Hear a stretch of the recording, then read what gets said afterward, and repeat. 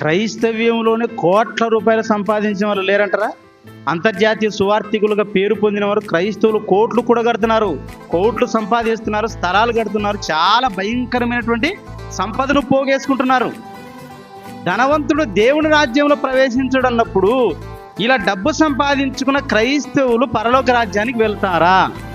పరలోక రాజ్యానికి ఎవరు వెళ్తారంటే, డబ్బు ఉండి కూడా పరలోకాన్ని సంపాదించాలంటే ఒక లక్ష్యం నీ దగ్గరికి రాకూడదు, ఒక లక్షణము నీ దగ్గరికి రాకూడదు. ఆ లక్షణం ఏంటో ఒకసారి చూద్దాం. తిమోతికి రాసిన మొదటి పత్రిక 6వ అధ్యాయం 17వ వచనం.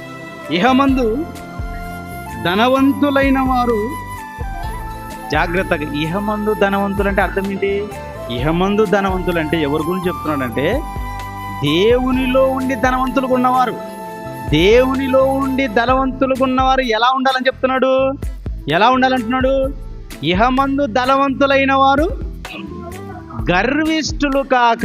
జాగ్రత్త వినండి పిల్లరా, గర్విష్ఠులు కాక. ధనవంతుడైన క్రైస్తవుడు పరలోక రాజ్యాన్ని సంపాదించుకోవాలంటే ఒక లక్షణాన్ని మీ దగ్గరికి రానియకూడదు. అదేంటంటే గర్వం. డబ్బున్న వాడి దగ్గర ఏముంటుంది? గర్వం ఉంటుంది.